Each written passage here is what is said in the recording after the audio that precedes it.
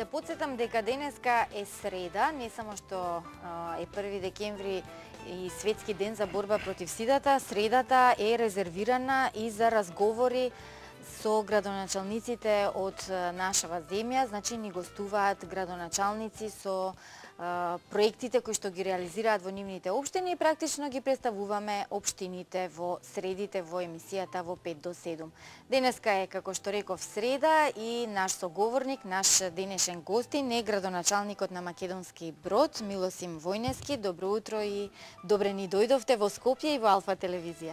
Добро утро, поздрав до гледачите на Алфа телевизија, посебен поздрав до жителите од мојата општина Македонски Брод. Така, и ние ги поздравуваме и ве ги покануваме. Во текот на разговорот можат да се вклучат и да постават некое прашање, доколку не можат да ве видат во вашата општина, еве можност вака преку медиумите. Гостувате во емисија во оној дел кој што е рубрициран и го викаме Кафе дилема. За денеска дилемата која што е врзана со Македонски Брод е дали Македонски Брод може да стане спелеолошки центар на Балканот. Во текот на разговорот ќе ја разрешиме и оваа дилема, но она што сакам јас на самиот почеток да го кажеме и да им го пренесеме на нашите гледачи е како помина Костенијадата. Минатата недела ја најавувавме, кажавме дека групи од Скопје ќе заминат таму, па како поминавте? Особено ме интересира за оние инсталации од костени кои што се најавуваа. Како беше сето тоа? Оваа година беше трета Костенијада поред и среќен сум што секоја година оваа Костенијада ја организираме се подобро и подобро. Оваа година беше најмасовна досега и имавме околу 600 гости од целата Република и од Република Србија, така што ја збогативме со богата културно-метничка програма на новиот плоштад што го изградивме во Македонски Брод. Сакам да кажам дека оваа Костенијада, нашата цел беше да се афирмира костенот кој е доста присутен на околу 150 хектари на територијата на општина Македонски Брод и има посебни карактеристики овој костен со многу шеќерни единици и кој е погоден за производство во кондиторската индустрија. Сакам да напомнам дека во поранешна Југославија од нашата општина се извезувале повеќе од 1000 тони годишно костен плюс потребите за Република Македонија. Овој костен кој е карактеристичен за нашата општина може да допринесе за вработување на голем број од нашето население, бидејќи знаете е светска криза, голема невработеност и ние како општина, јас како градоначалник сме во потрага за инвеститор кој би изградил капацитет до полупроизводи или производи од кондиторска индустрија во нашата општина, се со цел да се остварат, како што кажав, работни места, да се вработат нашите невработени сограѓани. Така, тоа е добро планирање и се надевам дека ова ќе се реализира, бидејќи навистина овој дел од нашава земја изобилува со костени. Јас во периодот кога цветаат костените сум поминала во овој дел и навистина мирисаат толку интензивно колку што се сладки. Затоа и на пазар прашуваме, продавачите ги прашуваме од каде се костениве, очекуваме да ни кажат од Македонски Брод, бидејќи навистина се најубави костените од таму. Еве ги гледаме и фотографиите, јас веќе успеав малку да фатам од оние инсталации на костени кои што ги имавте. Тоа беше некој конкурс објавивте или? Оваа година ги изработија најмногу од нашата општинска администрација и сакам да им се заблагодарам за нивното учество со цел да ги почастиме гостите што дојдоа во нашата општина.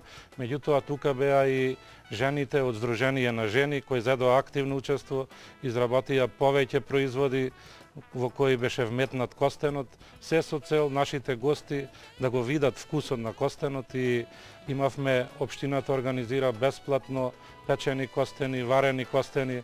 Со варени костени нашите млади ги пречекаа сите гости и како што кажав, целта беше да ги пробаат костените и да го осетат вкусот на нашите костени. Освен костенот како нешто што нуди во иднина можност за зголемување на вработувањето, за збогатување на општината преку костенот, тука е и дрвната индустрија. Во оваа општина има и фабрика за дрво. 40% од општината е во шума. Да. Прво да кажам дека нашата општина зафаќа околу 900 квадратни километри и е трета по големина по територија во Република Македонија. И тука уште за Костено да напомнам, покрај Костенот е познат и поречкиот мед кој пчелите го собираат, како што кажавте, од цветот на костените, и далеку познат и баран. Оваа година беа на саем нашите производители во Рим, има склучено неколку договори за откуп на медот, и тоа е една иницијатива да се занимаваат со пчеларство, бидејќи сега и владата дава големи субвенции за производителите на мед и можат тука да добијат своји работни места со самовработување. А што спомнавте за дрвната индустрија, една од најбогатите општини со шуми, позната по букова шума која изобилува во нашата општина. За жал, се уште имаме неотворена индустрија која работеше во поранешна Југославија успешно со околу 200 вработувања, се трансформира, се уште не е отворена, се надеваме дека и таа ќе проработи, меѓутоа сега успешно работи фабриката за столици и маси, познатата Дени фабрика, и од нашата општина, од нашите фабрики произведуваат столици и маси за целата држава и надвор од нашата република. Во оваа општина и познатата фабрика Самоков. Пред известно време таа беше превземена под раководство на Чеси. Како е состојбата сега, што нуди оваа фабрика, нови вработувања, комуникацијата со новите газди?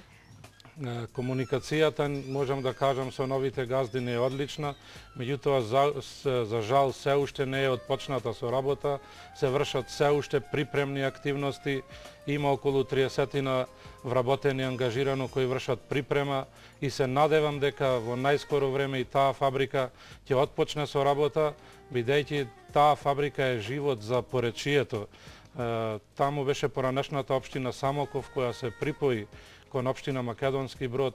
Таму виреат околу 30 села и целта е да отпочне оваа фабрика, да останат селата, бидејќи има масовно иселување од селата, по потрага по работа во главниот град во Скопје, Словенија, Италија, и ова е единствена можност доколку отпочне со работа да се задржи населението, бидејќи на нашата територија има околу 51 населено место, за жал слабо населени, бидејќи е раселено населението, сепак да останат и да се повратат некои да работат во оваа фабрика.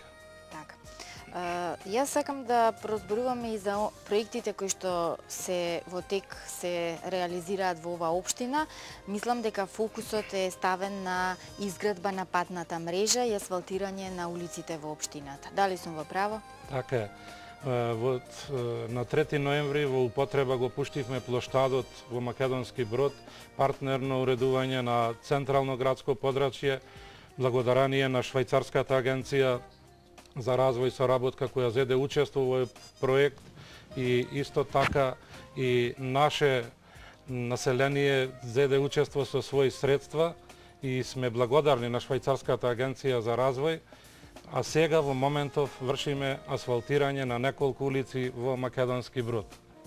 Така, има и проекти кои што се врзани со асфалтирање и поплочување кои што треба да се реализираат допрва. Така, можам да кажам дека ова ми е мој втор мандат. Доста сработивме во првиот мандат, продолжуваме и понатака, и им ветувам, како што ветив на моите сограѓани, дека во текот на овој мандат ќе нема неасфалтирана улица во Македонски Брод, и во тек се, како што кажав, асфалтирање на 13 улици. Денес во нашиот град се асфалтира, минатиот ден асфалтиравме 3 улици. Доколку не послужи времето, се надевам дека до недела, понеделник ќе бидат асфалтирани сите 13 улици, а со тоа ствараме подобри услови за живот на нашите сограѓани. А зошто досега сето ова не беше асфалтирано? Еве имате 2 мандати, веќе ова ви е втор. Сигурно имало причина некоја.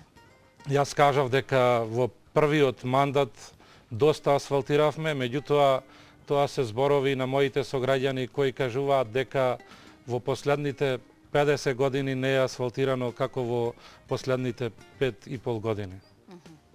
Добро, јас предлагам да го погледнеме и прилогот што го подготвивме за Македонски Брод, ако може од режија Добро, ќе почекаме малку за прилогот, малку подоцна.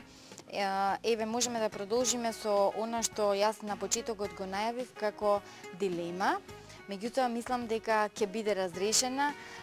Спелеолошки центар на Балканот, центар за вакво нешто. Услови има и во прилогот ќе слушнеме, тоа е една од познатите пештери, затоа и сакав да го погледнеме прилогот пред да продолжиме со оваа тема.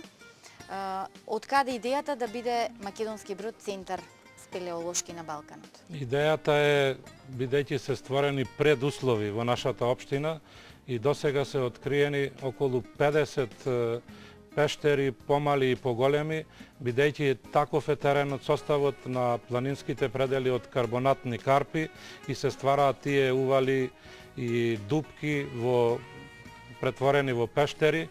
И тоа е идеја од спелеолошкото друштво Пеони од Скопје, кој општина Македонски Брод со задоволство ја прифати и се надевам дека ќе станеме центар.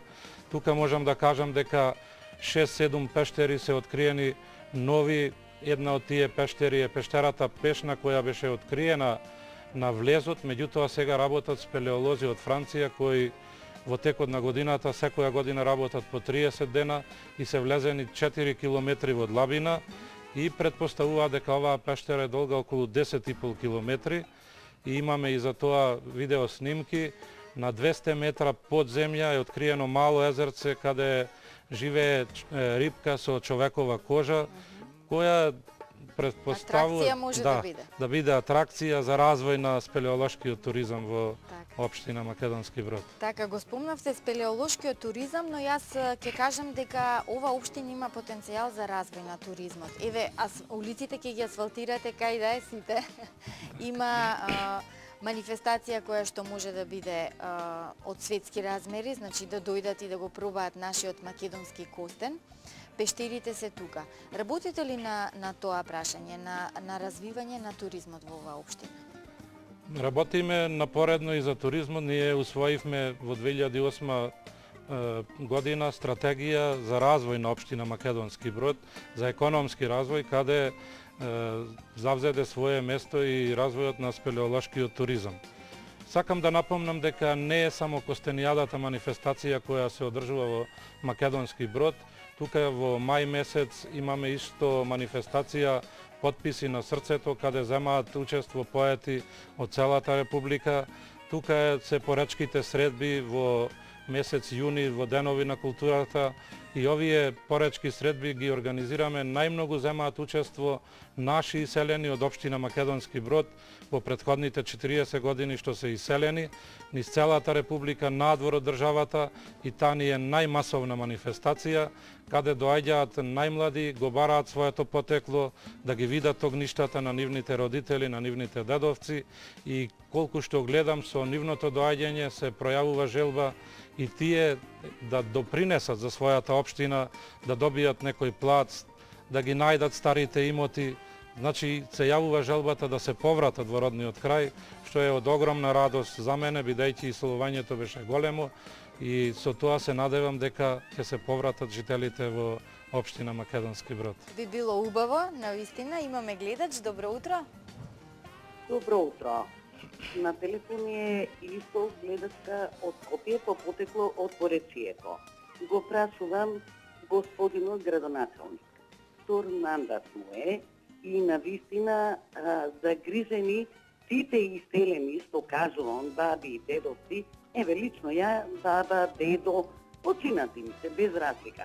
Меѓутоа ни еден не може да се поврати во Поречието, затоа што градоначалникот втор мандат ништо не направи за патистата по селата во Поречието.